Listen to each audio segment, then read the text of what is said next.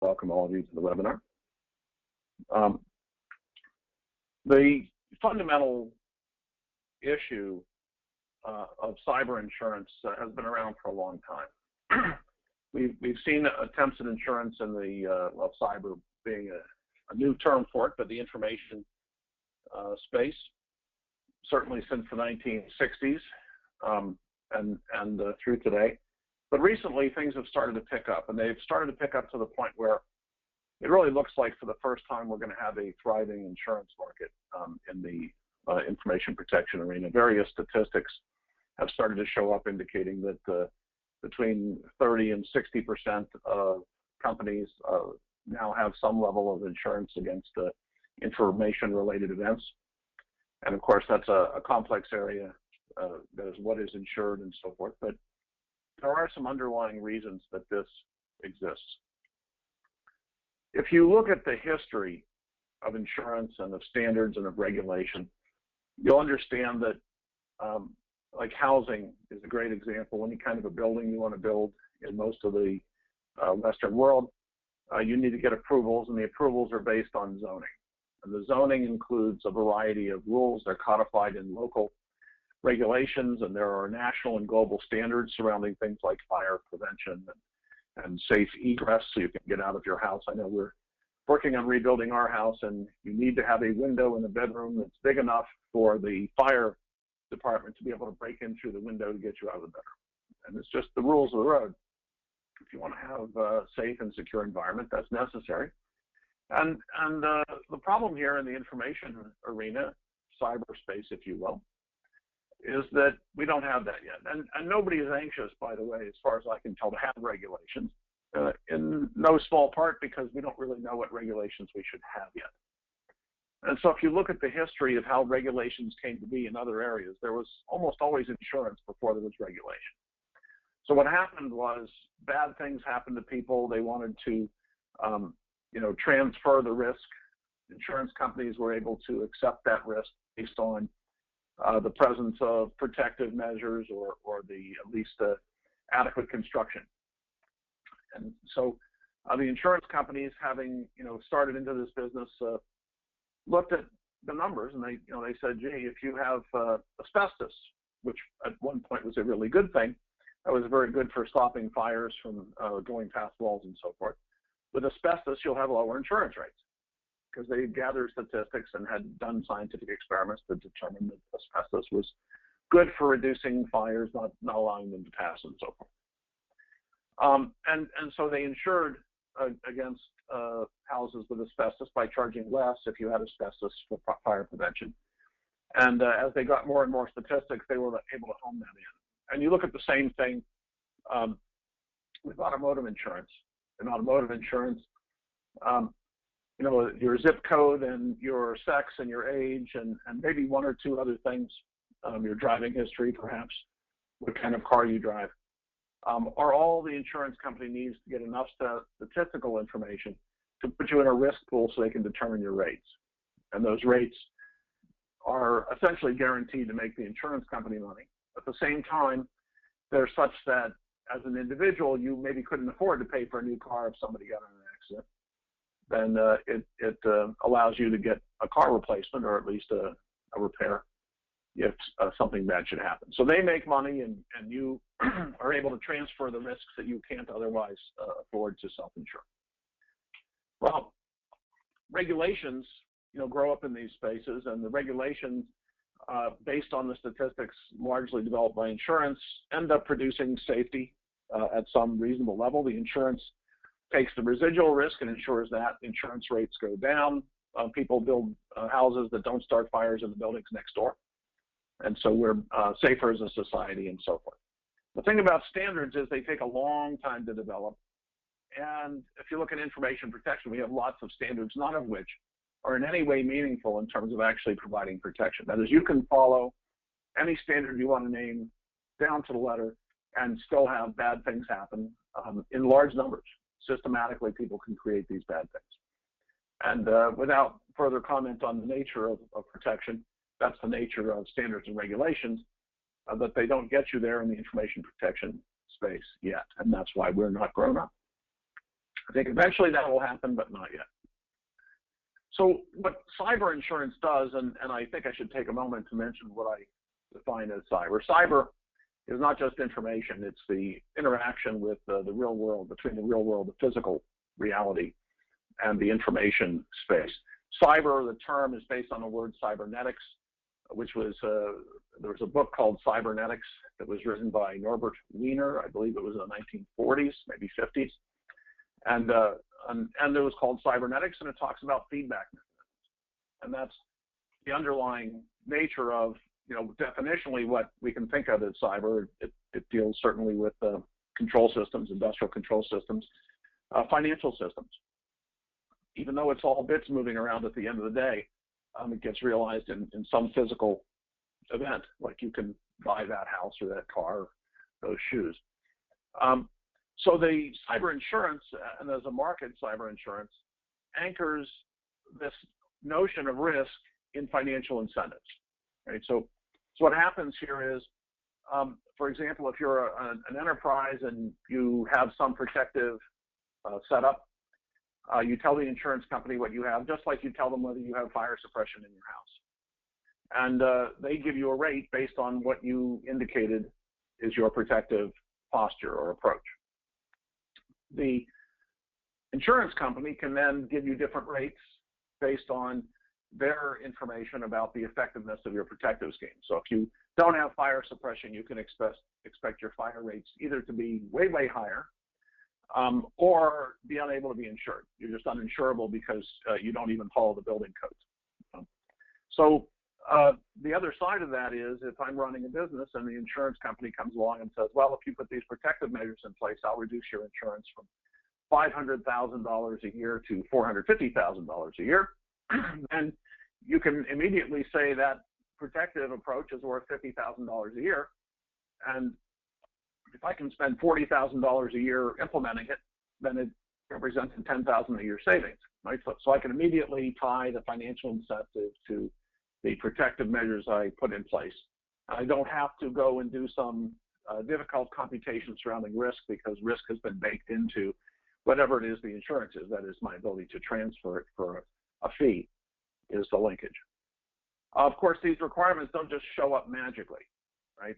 We learn over time, and it's the same in the building code arena. They're still making more building codes. The building codes where I live recently said you can't have wood on the outside of your house without having something behind it. So you end up putting drywall on the outside of your house, and then on the outside of the drywall you can have the wood. So that it's a special drywall that's fire resistant and humidity resistant. So if there's a fire, the wood on the outside of your house will catch, but it won't burn into the house very quickly. So they evolve over time. Same with water regulations and so forth.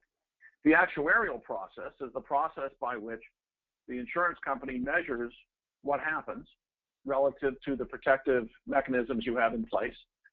And they do that in order to generate the statistics that tell them how much they can charge without losing money. And hopefully, if they're doing their job right, they know not only the probabilities, but the variances, how tight those constraints are, so they know the range that they can charge in and still make a profit. And then, of course, the underwriters are the people that apply all this stuff. So the underwriters, look at this and figure out how much they're going to charge you. They're looking at specifically what you did and making that actual decision. And typically, they have skin in the game, so they're going to personally lose or win based on the outcomes. So, when you look at what I'm going to do if I'm in the insurance business, I'm going to try and ask for enough information so I can make good judgments. At the same time, it's a competitive world. The insurers compete with each other. In fact, there's an enormous amount of money that was put into the insurance market when the banks had problems about 5, 6, 7 years ago. And all that money that went into the insurance market and out of the bank market is now causing insurance companies to write insurance because you can't make any money off of the money you put into insurance unless you write insurance and take the fees, the rates that come in. And there are regulations almost everywhere in the world that say you have to have enough cash on hand to pay off in the insurance world. So there's an enormous amount of money just sitting there otherwise unused. You can't put it in any risky investment. In fact, you really can't invest in anything else with much of that money. So they have to make sure that their numbers are right, and they have to sell insurance, or else the people that have investments in the insurance space are losing money because there's inflation and they're not getting any return on their investment. So what's happening now, of course, is the rates are low, and it's difficult for the insurance companies to measure what's going on, to do sound underwriting, because there's usually a competitor that's willing to take the risk. The problem is, and this has happened historically in this particular industry, the information-related insurance, is people take big risks and lose big money, and they decide they don't want to do that anymore, and they get out. The problem with getting this feedback is the feedback, and this is true also of fire insurance or car insurance, you have to tell the insurance company what's going on. It's really not their job to come and do a detailed inspection. It's your job to tell them what you have. And there are laws almost everywhere that say if you don't tell them the truth, and the thing that you told them that wasn't true, regardless of whether it was intentional, the thing that you told them that wasn't true, if they insure against it and it wasn't true, and the events that took place resulted in the thing that wasn't true being exercised, and if it were true, then they would have been safe, they wouldn't have had to pay. But since it wasn't true, they did have to pay, then A, they don't have to pay, and B, if you knowingly did it, and if that can be proven, then it's fraud. It's insurance fraud. And so if you lie to an insurance company, it's a fraud. In the information protection arena, the challenge of understanding is if you don't know the specifics of how the business works and the business decisions surrounding information protection, then there's no reasonable way to correlate those decisions to the outcomes. And if you can't correlate those decisions to the outcomes, you can't make rational decisions about risk. You do get feedback, right? The customers of insurance companies have a tendency to tell the insurance companies about outcomes because that's the only way they get paid off on the insurance. And in fact, if you don't report in a timely fashion, so if you have an incident, you don't know how severe it was, but you don't report it right away, later on it turns out to be really bad, then your lack of reporting denied the insurance company the opportunity to mitigate the risk. The result of this is that they don't have to pay off because you denied them the opportunity to mitigate. It's like if you have a fire, you can't call them 6 weeks later and say we had a bug infestation. You needed to call them about the fire because they had the opportunity then to mitigate the consequences of the fire, including the bug infestation that happened because the bugs came in through the holes that the fire left. So if you don't report right away, even though you don't know the outcomes, then you risk losing the value of the insurance. The insurer, on the other hand, if you do report right away, gets lots of information, statistics. So you start to gather all the information on all the events that take place across the entire space of who's insured, and you do statistics on that relative to the protective mechanisms that they had in place and the payouts that actually had to be generated.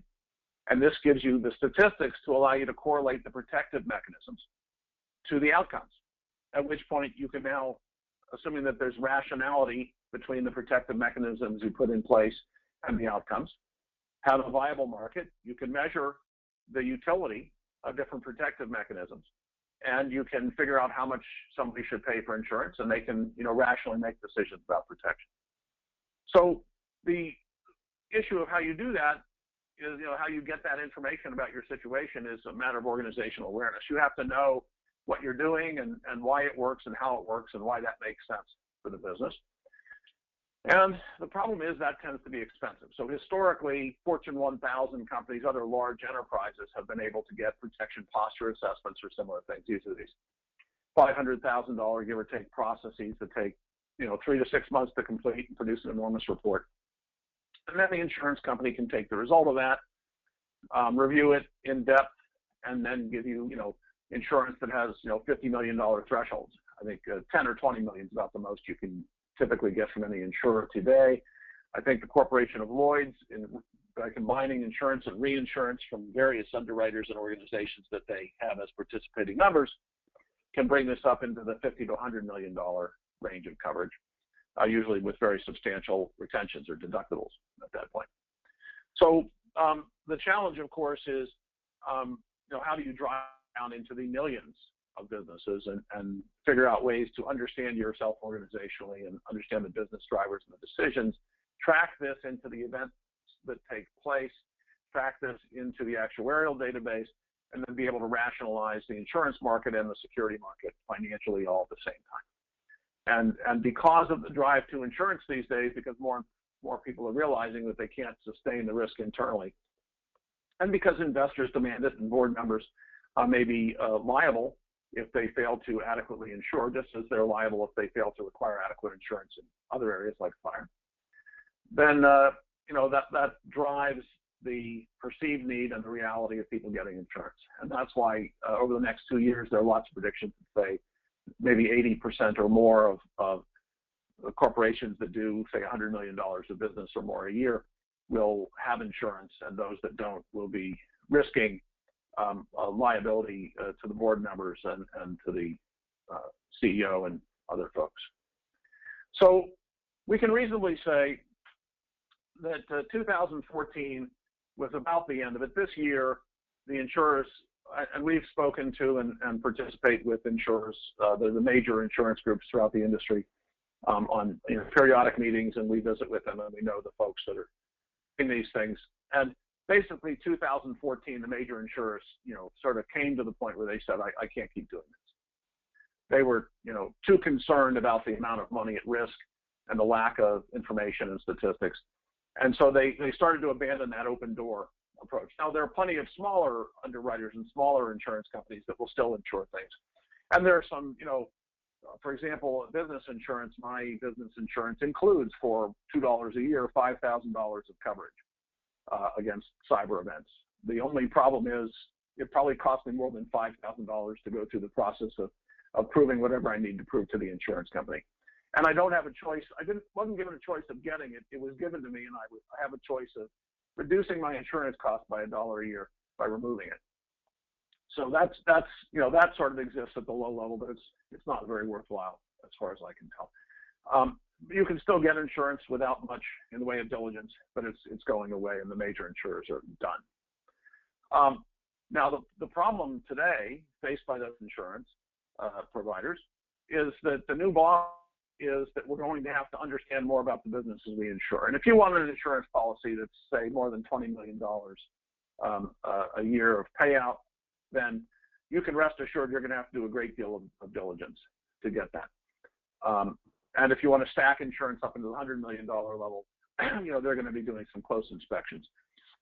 In the $1 million level with retentions of $50,000 to $100,000, you might still be able to get it. And if the retentions are small enough and the insurance thresholds are small enough and you're a small enough company, then you can probably still get insurance without much in the way of diligence. But we think that, coming up in the next year, the actuarial age is going to begin. And this is part of what the Insurance ISAO, the Information Sharing and Analysis Organization surrounding insurance, is going to be helping to coordinate, along with various standards and actuarial groups and other folks that are across the insurance space. So that's sort of where we are and where we're going.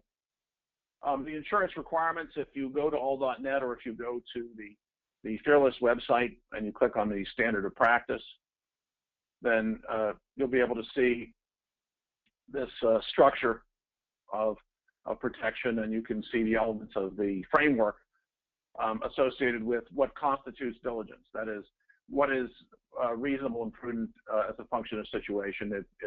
Insurance companies are starting to use the standard of practice. It's open source and published, and you can look it up and enjoy it. And it evolves over time, so it's not stagnant. We continue to update it over time, and as we learn more about what's going on. Chris Blask helped. He prepared the slides for this presentation. Unfortunately, he's currently in Germany and in meetings with the FIRST organization all week, so I stepped in and did the presentation on his behalf. I think we both have these understandings. At this point, I want to welcome your questions. Turn off the recording. Deb, make sure you turn off the recording.